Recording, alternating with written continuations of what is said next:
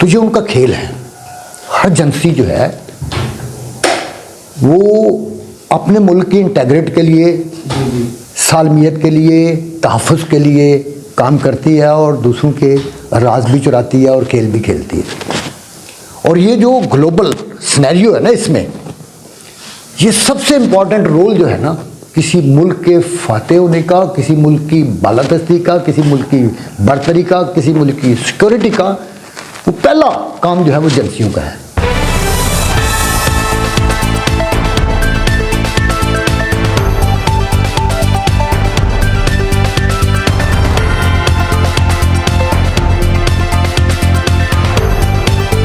औज़ुबिल्लाहिमिनश्शैतानिर्रजीम, बिस्मिल्लाहिर्रहमानिर्रहीम। अस्सलाम वालेकुम नाज़रीन, मैं हूँ आपका होस्ट मैं ज़फ़र इक़बाल ज़फ़र, प्रोग्राम आज और कल के साथ MZTV2 वेब चैनल से।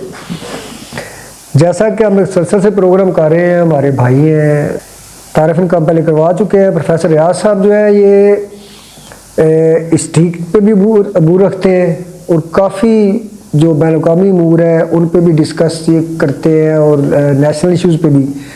तो आज प्रोफेसर साहब से हम एक बड़ा अहम सवाल करने जा रहे हैं। अस्सलाम वालेकुम जी। जी वालेकुम। आपसे एक सवाल है, ये मेरे जहन में, मैंने इस पे व्लॉग भी बना रखे हैं, अभी अपलोड नहीं किए, लेकिन आज आप आ गए। मैं समझता हूँ आप मुझसे मोस्ट सीनियर हैं, तजर्बाकार हैं, तो आपसे सवाल करना चाहिए। मैं तफले मकतब हूँ। अभी पाकिस्तान में जो तालिबान की तरफ से बाज़ाब्ता तौर पर, हम माने या ना माने, बाज़ाब्ता तौर पे जंग का आगाज़ कर दिया गया है। वो उस वक्त किया गया जब अमेरिका अफ़गानिस्तान से निकला है, बड़े पुरअमन तरीके से गया है। और जैसा कि गज़ा में जुल्म हुआ, गज़ा को मिलिया मेड कर दिया गया। शाम सबसे बड़ा महती था उनका।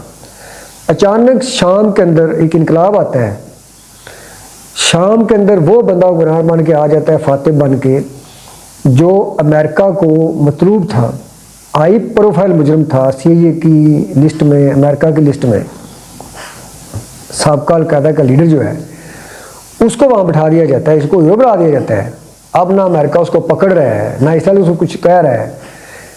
तो बड़ी सफाई से उन्होंने ईरान का पता वहाँ से काट दिया। ठीक है, प्रोपेगेंडा किया गया कि यहाँ पे इतने बंदे मारे थे ईरान वालों ने या लतशी ने। हम बस बात नहीं करेंगे, लेकिन ऐसा हुआ।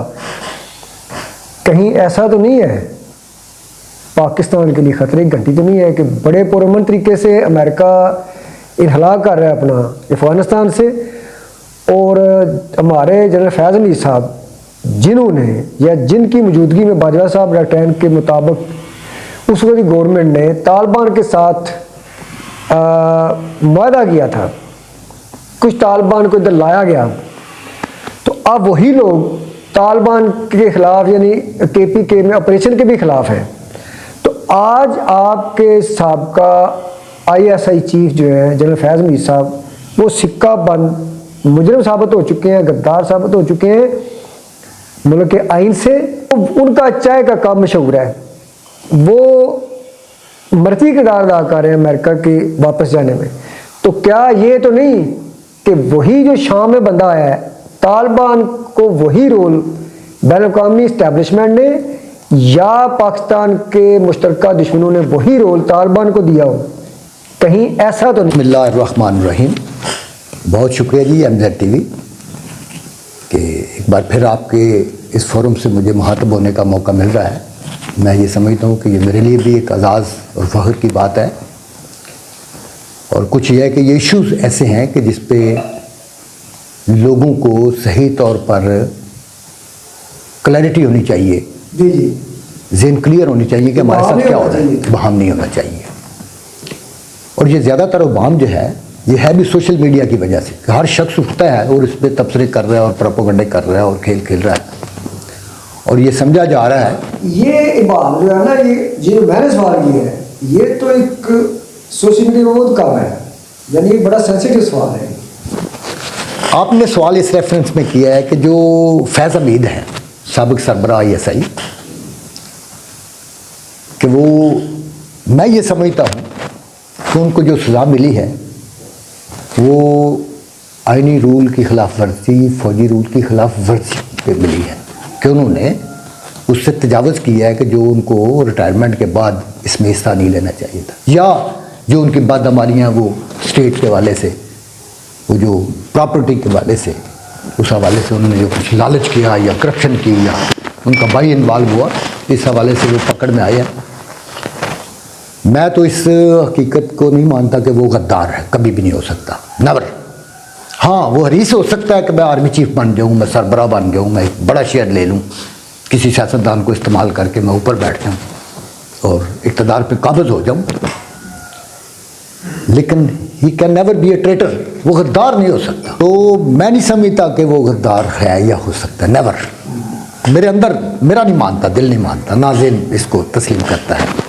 बहरहाल एजेंसियों का खेल होता है, ये दुनिया भर की जो बड़ी एजेंसियाँ जैसा KGB थी रशिया की, MI5 है बरतानिया की, CIA अमेरिका की, RA है, मुसाद है, पाकिस्तान की ISI है, तो ये उनका खेल है। हर एजेंसी जो है वो अपने मुल्क की इंटेग्रिटी के लिए, सालमियत के लिए, तहफ़्फ़ुज़ के लिए काम करती है और दूसरों के राज भी चुराती है और खेल भी खेलती है। और ये जो ग्लोबल सिनेरियो है ना, इसमें ये सबसे इम्पॉर्टेंट रोल जो है ना, किसी मुल्क के फातेह होने का, किसी मुल्क की बालादस्ती का, किसी मुल्क की बरतरी का, किसी मुल्क की सिक्योरिटी का, वो पहला काम जो है वो एजेंसियों का है। उसके बाद आर्मी भी आती है, उसने वो सारा फीडबैक देना है, उसने सियासतदानों को गाइड करना है, उसने काबीना को इन्फॉर्मेशन देनी है, करेक्ट। और हमारी ISI अल्हम्दुलिल्लाह वो CIA लेवल की है, वो किसी से कम नहीं, न रशिया से कम है, न बरतानिया से कम है, ये साबित हो चुका है। ऐसी है, ये ऑथेंटिक है। ये भारत और मुसाद हमारे राह हमारे सामने भी खड़े नहीं हो सकते, उन्होंने अपने पूरे जोर आजमा के देख लिए हैं।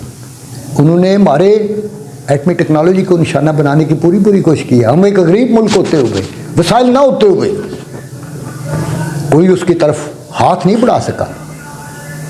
और ये काम कि जो बेशक ये मिली भगत से या पाँव पकड़ के इक़्तिदार में आते रहे हैं, जुल्फ़िकार अली भुट्टो जिसको लाने वाली फ़ौज ही थी, चलिए ठीक है, वयूब ने इंट्रोड्यूस करवाया, उसका वज़ीर ख़ारजा था, इख्तिलाफ हुआ, जमात बना ली, आर्मी के हवाले से इंट्रोड्यूस हुआ आया, लेकिन एटम बम उसने बनाया, कदीर खान को वो लाया। मिसाइल टेक्नोलॉजी ये बेनज़ीर ने बुनियाद रखी। एटमी धमाके, बड़ी ऑफर हुई, बड़ा दबाव था नवाज शरीफ पे, बड़ी ऑफर थी पैसों की, मुल्क के लिए, काम के लिए, उसने कहा नहीं, न कर न थे। सज़ा भी उसने भुगती, इक़्तिदार भी जाता रहा, जेलें भी काटी, जलावतन भी हुए। इस पे किसी ने, न किसी जर्नल ने कंप्रोमाइज़ किया है, न किसी सियासतदान ने कंप्रोमाइज़ किया है। एवरी पाकिस्तानी 25 करोड़ में, जिसको हम आज दूसरी लाइन में खड़ा किया हुआ है ना कि इक़्तिदार में नहीं है, ये सामने है, या गलतफहमी का शिकार है और ये मुल्क दुश्मन है, नो, मैं कहता हूं कि हमारे 25 करोड़ में से कोई भी मुल्क दुश्मन नहीं है। वो गलतफहमी का शिकार हो सकते हैं, मुगालतों का शिकार हो सकते हैं, कम फहमियों का शिकार हो सकते हैं, लेकिन हमारे 25 करोड़ के 25 करोड़ लोग मुहिब्बे वतन हैं, वतन पे जान निसार करने वाले हैं, दीन पे जान निसार करने वाले हैं। सिर्फ फ़र्क इसमें इतना है कि हमारे यहाँ मीडिया वो रोल प्ले करके, वो हमआहंगी जो सियासी जमातों को रायामा हमवार करनी चाहिए थी, जो मीडिया का रोल प्ले करना था, जो लोगों के अंदर क्लैरिटी पैदा करनी थी, वो करने में नाकाम रहा है। तो साफ़ी क्या कर रहे हैं, किस किस से वो पैसे वसूल करते हैं, कॉलम लिखते हैं, काम करते हैं, नो साइड पे छोड़ देते हैं।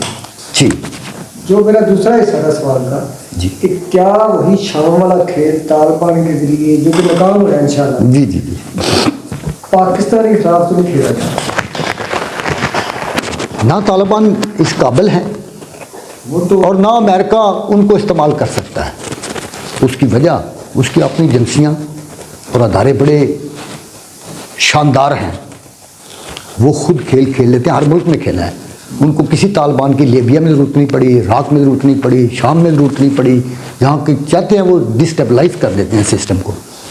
कल भी देखा ना उन्होंने वो हमला किया है, वेनेज़ुएला का क्या असर किया है, और वो मैक्सिको भी थ्रेट, उसको भी थ्रेट कर रहे हैं। वो पहले अंदर नेटवर्क कायम करते हैं और डिस्टेबलाइज करते हैं। ये तालिबान, ये तो किराए के लोग हैं, आप ख़रीद ले, कोई और ख़रीद ले, इंडिया ख़रीद ले, कोई इस्तेमाल कर ले, लेकिन ये अमेरिका के मफादात का यहाँ पे तहफ़्फ़ुज़ नहीं कर सकते, ना किसी उसके एजेंडे को लॉन्च कर सकते हैं, इनकैपेबल हैं, सवाल ही पैदा नहीं होता। हाँ, लेकिन इसके बावजूद हमें दोस्ती रखते हुए अमेरिका के हम बहुत करीब चलेंगे, जो तारीख में कभी हुआ ही नहीं। यानी कि हमारा आर्मी चीफ भी आए, वजीर बरतानिया भी प्रोटोकॉल दे, हमें सऊदीया भी प्रोटोकॉल दे, चाइना भी प्रोटोकॉल दे, और मिडल ईस्ट भी हमसे जो है वो सिक्योरिटी के कांटेक्ट करे और मायदे करे इस लेवल पे। लेकिन ये बात हमें ज़हन में रखनी चाहिए कि हर मुल्क अपनी मुल्क की सलामती के लिए, अपनी मुल्क की बढ़ोतरी के लिए, अपने तहफ़्फ़ुज़ के लिए काम करता है, और हमें भी, और हमारी एजेंसियाँ भी, MI हो या ISI हो या इंटेलिजेंस ब्यूरो हो, ये भी अपने मुल्क के मफादात के लिए काम करते हैं, और इस खेल में हम किसी से पीछे नहीं हैं। और इंशाल्लाह यानी आपकी गुफ्तगू से ज़ाहिर होता है, साबित होता है कि जो अमेरिका पाकिस्तान को बर्बाद करने के लिए एड़ी चोटी का जोर लगा रहा था, इंडिया पाकिस्तान न्यू वार के बाद अब अमेरिका जो है वो समझ चुका है कि पाकिस्तान उतारने वाला नहीं है। अब पाकिस्तान तलकार गुलामी से निकलकर बराबरी की बुनियाद पे आ गई है। ये दुनिया का एक रूल है या सूल है, या कारोबार का भी एक सूल है कि चीज़ वो बाय की जाती है, चीज़ वो परचेज की जाती है, चीज़ वो बिकती है मार्केट में जिसका कोई वज़न हो, जिसका कोई मकाम हो। ये सऊदीया, ये कतर, ये UAE, ये हमारी मोहब्बत में कह रहे थे कि पाकिस्तान इस काबिल नहीं है। अमेरिका भी है तो उसने कहा आप करें हमले, आप रोज़ लड़ते रहते हैं, हमारा क्या, जाओ जो मर्ज़ी करो। उसको पता था कि ये इस काबिल नहीं है, 2 दिन में ये फ़ारिग हो जाएंगे और चीखा मारेंगे, फिर करवा लेंगे इनको। वो तसव्वुर भी नहीं कर सकते कि पाकिस्तान क्या करेगा। लोग कहते हैं 4 दिन की जंग थी, मैं कहता हूँ गलत है, नहीं 4 दिन की जंग थी। उन्होंने चोरी हमला किया है, रातों रात हमला किया है। हमने उनको टाइम बता के कि हम आने वाले हैं, आ रहे हैं। अभिनंदन की बार भी हम दिन को गए थे और बता के गए थे, और उनकी छावनियों के ऊपर से राउंड लगाया था, लेकिन ये कहा था कि उनको टच नहीं करना, वहाँ नहीं, उनको यहाँ लाना है, और यहाँ ला के मारा है, गिरफ्तार किया है, चाय पिलाई है। चलें, वो हमने खैरसगाली तौर पे छोड़ दिया कि हम जंग नहीं करते, छोड़ देते। अब भी हमने आध घंटे में हर चीज़ उनकी जाम कर दी है। ये आध घंटे का खेल था। 4 दिन होते, मैं दावे से कहता हूँ पूरी इंडियन एयरफोर्स ख़त्म हो जाती, पूरी इंडियन एयरफोर्स, पूरी उनकी नेवी ख़त्म हो जाती। आप इमेजिन नहीं कर सकते, आवाम को नहीं पता, मिलिट्री मैन जानते हैं, इंटेलिजेंस जानती है कि हमारा जो टेक्निकल वेपन है ना, टेक्निकल वेपन होता है कि मिसाइल में छोटे छोटे एटमी पॉकेट्स होती हैं, छोटे छोटे मिसाइल के अंदर। वो पूरे इंडिया को या किसी पूरे इलाके को तबाह नहीं करती, वो एक शहर को लेती हैं, मतलब 50 किलोमीटर उड़ा के रख देती हैं। जहाँ पे 2-4 जाके वो फटेंगे, वो शहर से हो जाएगा, बाकी लोग महफूज रहेंगे। तो ये खेल भूल जाए इंडिया। इंडिया को भी खबर है। उनके परवीन सुहाने साफ़ी और साबिक वो आर्मी मैन है, उनके आप टीवी पे तबसरे सुने, उनका वो पांडे सुने आप, वो क्या कह रहे हैं मोदी को, और वो क्या कह रहे हैं पार्लियामेंट को कि आओ बयान तो दो, बात तो बताओ। वो कोई बात करने से, इस पे जंग पे बात करने से भी घबराते हैं। हमारे लोग जो हैं वो उन्होंने खड़े होकर सीना तान के उस पर ब्रीफिंग दिया, और ये आज की बात नहीं है। हाँ, कभी हमसे सियासी भूल चूक हुई है, सियासी मैं कह रहा हूँ, सियासी गफलत हुई है, तो उसका शिकार होकर हम बंगाल खो बैठे। सियासी कशमकश आर्मी ने नहीं, हमारा MM पायलट का रिकॉर्ड आज भी कोई नहीं तोड़ सका। हमारे राशिद मनास से ऐसा कोई जरूरतमंद पायलट नहीं पैदा हुआ। हमारे पायलट, उनका कोई सामना दुनिया में नहीं कर सकता। दुनिया खड़े होकर देखती है। एक दफ़ा अमेरिकन ने इनके ये जो शो होते हैं ना, उसमें उन्होंने जो टारगेट दिया था दरी बेड़े पे कि ये कौन यहाँ पे आके ये हिट करता है, ये अचीव करता है, तो उन्होंने कहा नहीं, ये पाकिस्तानी पायलट नहीं, कुछ जिन चलाते हैं, ये जिन है कोई। ये लफ्ज़ हैं उनके अमेरिकन के कि ये कोई जिन है, इंसान नहीं ऐसा कर सकता। हमारा हर पायलट इसी जज्बे, इसी शौक, इसी जज्बे, इसी मोहब्बत और इसी इश्क के साथ जाता है। वो हम तो मौत की तलाश में हैं, हम मौत की तलाश में हैं, मौत से डरते नहीं हैं। तो ये हमें फ़ख्र है कि हमारा एक सिपाही, एक मुजाहिद, एक शख्स, एक पायलट, वो हमारा हीरो है। मैं तो ये चाहूँगा एक अगला पैगाम दूंगा कि आज यूनिवर्सिटी इतनी भारी भरकम फीस ली है पर सेमेस्टर। मामूली यूनिवर्सिटी लोकल गुजरात की 80,000 90,000 रुपया पर सेमेस्टर। तो इतने अखराजात यहाँ स्टूडेंट पे उठ रहे हैं। मैं तो कहता हूँ हर स्टूडेंट को एनसीसी के जरिए नेशनल कैडेट कोर्स की ट्रेनिंग दें। हर शख्स मुल्क के दिफा में शामिल हो जाए और उसको दिफा करना आ जाए, खड़ा होना आ जाए। जो 25 करोड़ को हमें ट्रेनिंग देनी पड़ेगी और डिसिप्लिन कायम करना पड़ेगा। और हम दुनिया को बता देंगे कि अमन क्या है और दिफा क्या है।